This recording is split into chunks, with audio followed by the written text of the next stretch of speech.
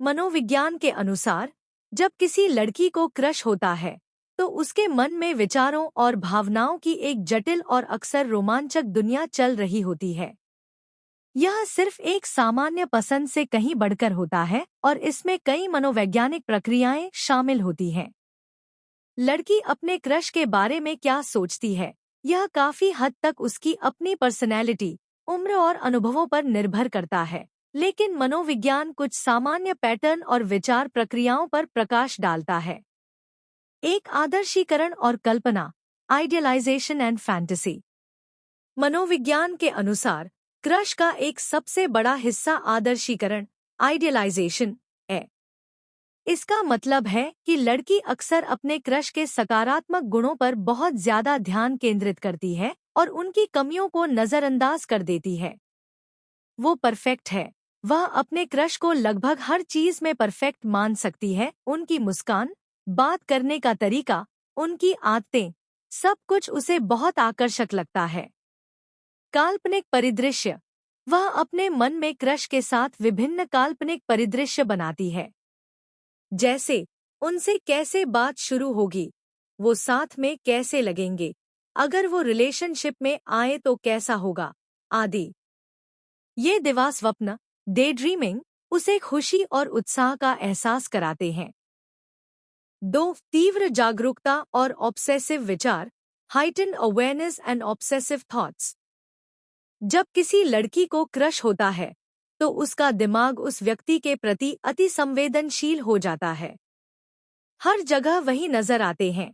वह हर छोटी बड़ी बात को अपने क्रश से जोड़ने लगती है। सोशल मीडिया पर उनकी प्रोफाइल बार बार देखना, उनके ऑनलाइन आने का इंतजार करना, उनकी हर पोस्ट और स्टोरी को ध्यान से देखना आम बात है। विश्लेषण करना।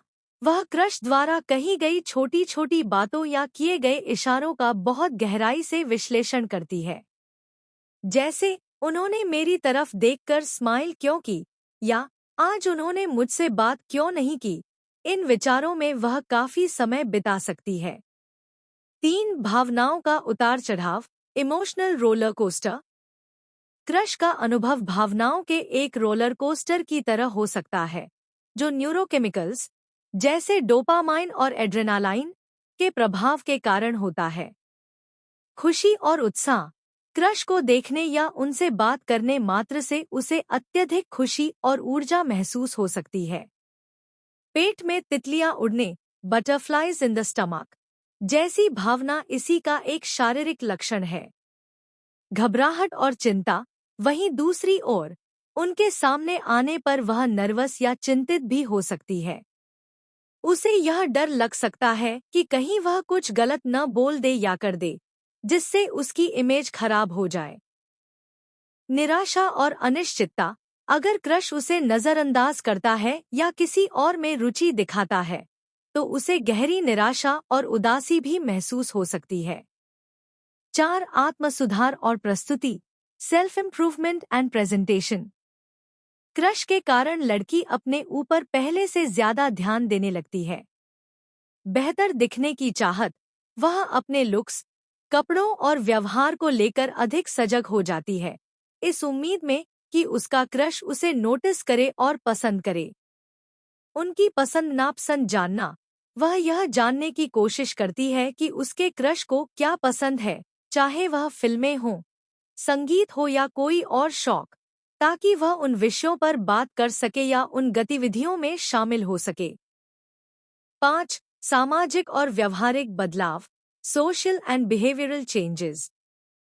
उसके सोचने का तरीका उसके व्यवहार में भी झलकता है।